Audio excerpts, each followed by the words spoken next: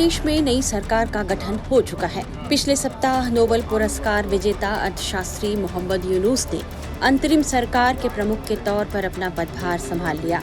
इसके बाद उन्होंने नए बांग्लादेश के निर्माण की बात कही और कहा कि बांग्लादेश अब नया इतिहास लिखने जा रहा है। मोहम्मद यूनुस की मदद के लिए अंतरिम सरकार में 16 सदस्यीय परिषद का भी गठन किया गया है, जिसमें छात्र आंदोलन के 2 प्रमुख चेहरे नाहिद इस्लाम और आसिफ महमूद को भी मंत्रिमंडल में शामिल किया गया है। नाहिद इस्लाम को जहां दूरसंचार और प्रौद्योगिकी मंत्रालय दिया गया है, वहीं आसिफ महमूद को युवा और खेल मंत्रालय का पदभार मिला है। इस बीच मोहम्मद यूनुस ने पूर्व प्रधानमंत्री शेख हसीना के खिलाफ विरोध प्रदर्शन का नेतृत्व करने वाले छात्रों की प्रशंसा की और शेख हसीना पर जोरदार अटैक किया। छात्रों से मिलने के बाद मोहम्मद यूनुस ने कहा, इसमें कोई संदेह नहीं, छात्रों के नेतृत्व वाली क्रांति के कारण पूरी सरकार ध्वस्त हो गई। मैं आपकी प्रशंसा करता हूं। आपने जो किया है वो बिल्कुल अद्वितीय है और क्योंकि आपने मुझे अंतरिम प्रशासन का प्रभार लेने का आदेश दिया है, मैं इसे स्वीकार करता हूं। इसके साथ ही मोहम्मद यूनुस ने शेख हसीना को राक्षस कहकर संबोधित किया। उन्होंने क्या कहा, ये भी सुन लीजिए। छात्रों के नेतृत्व में ऐसी क्रांति हुई जिसने सरकार को पलट कर रख दिया। ये छात्र ही थे जिन्होंने बीड़ा उठाया और उनकी कुर्बानी के बाद आखिरकार वो पल पाया कि उस राक्षस को देश छोड़कर जाना पड़ा। यूनुस ने इस दौरान उन छात्रों को श्रद्धांजलि दी जो विरोध प्रदर्शन के दौरान झड़प में मारे गए। साथ ही उन्होंने हमले में मारे गए छात्रों की मौत की जांच का भी वादा किया। हालांकि इस दौरान मोहम्मद यूनुस ने माना कि देश में जनजीवन सामान्य नहीं है और उनके सामने कई चुनौतियां हैं। इसमें कोई शक नहीं है क्योंकि पूरा सिस्टम ध्वस्त हो गया है। एक नई सरकार बनी है और हमें फिर से शुरुआत करनी है। जब आप नए फैसले लेने शुरू करते हैं तो कुछ लोग आपके निर्णय पसंद करेंगे और कुछ लोग पसंद नहीं भी करेंगे। ये इसी तरह काम करता है। हमें इससे पार पाते हुए चीजों को ठीक करने के लिए आगे बढ़ना है।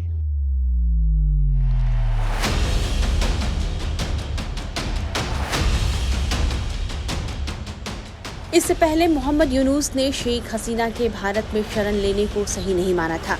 उन्होंने कहा था कि शेख हसीना का भारत जाना गलत है। आपको याद दिला दें कि 5 अगस्त को बांग्लादेश में छात्रों के उग्र प्रदर्शन और हिंसक आंदोलन के बाद हसीना को अपना पद और वतन दोनों छोड़ना पड़ा।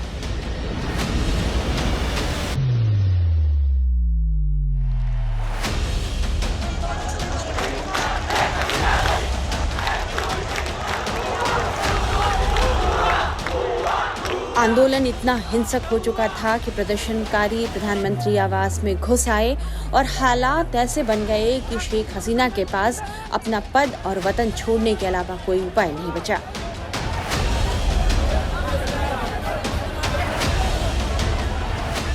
प्रधानमंत्री पद से इस्तीफा देने के बाद शेख हसीना ने भारत में शरण ली और अभी तक भारत की पनाह में ही हैं। इसके बाद मोहम्मद यूनुस ने 8 अगस्त को अंतरिम सरकार के प्रमुख के रूप में शपथ ली है। मोहम्मद यूनुस शेख हसीना के कट्टर विरोधी माने जाते हैं और शेख हसीना के देश छोड़कर निकलने के बाद प्रदर्शनकारी छात्रों ने उनसे ही देश की कमान संभालने की अपील की थी। हालांकि शेख हसीना के देश छोड़ने के बाद वहां के अल्पसंख्यक समुदाय खासकर हिंदुओं पर आफत आ गई है और बड़े पैमाने पर हिंदुओं पर हमले किए गए हैं, जिसमें सैकड़ों हिंदुओं की मौत हो गई है। हिंदुओं के घरों और दुकानों में लूटपाट की गई और कई मंदिरों में भी तोड़फोड़ की खबर है। शेख हसीना की पार्टी अवामी लीग के 2 हिंदू नेता की सरेराह हत्या कर दी गई। They are shivering. Every family, everywhere, even in Dhaka, who are in the flats, they are shivering. They are closing their doors. They are not opening the door without confirming who is knocking. उन्हें चले जाते हमारे प्रति attractive बेशी होच्छे। शेख हसीना के जाने के बाद हमले बढ़ गए हैं। इसकी वजह यह है कि वो हमें सपोर्ट करती थीं। मुस्लिम भाई बहन हमारे साथ हैं। एमनिते किन्तु मुस्लिम भाई बोनेरा आमादेर पाशे आछे।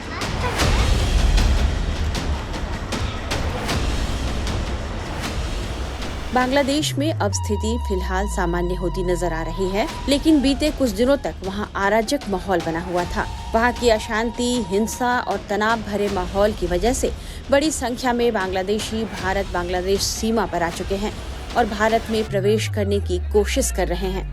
इस हालात के बीच बांग्लादेश के पूर्व प्रधानमंत्री शेख हसीना के बेटे सजीब वाजिद जॉय ने मोहम्मद यूनुस के बांग्लादेश के अंतरिम नेता के रूप में शपथ लेने के बाद यह उम्मीद जताई है कि बांग्लादेश में शीघ्र ही लोकतंत्र की बहाली होगी। न्यूज एजेंसी ANI से बातचीत में सजीब जावेद ने क्या कहा, ये सुन लीजिए।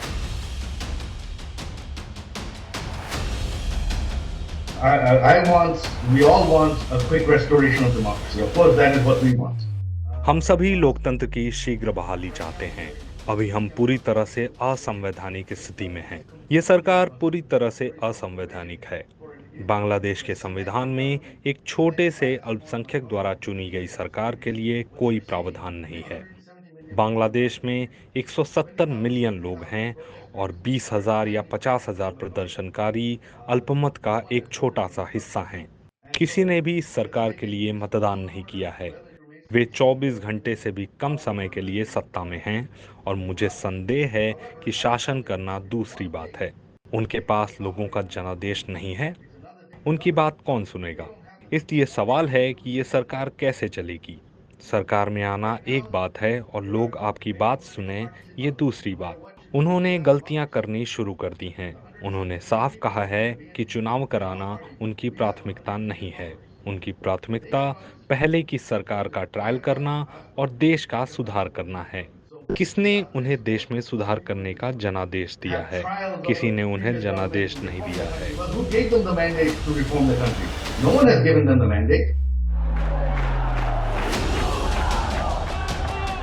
दूसरी तरफ यूनुस की अंतरिम सरकार में गृह विभाग के सलाहकार सखावत हुसैन ने कहा है कि शेख हसीना अगर देश लौटकर फिर से राजनीति करती हैं तो कोई दिक्कत नहीं।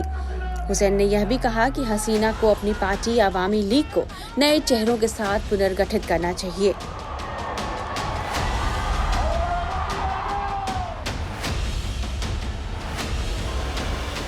हालांकि हुसैन ने यह चेतावनी भी दी है कि अगर हसीना देश लौटकर किसी भी तरह की अशांति पैदा करने की कोशिश करेंगी तो फिर कानून उनसे निपटेगा।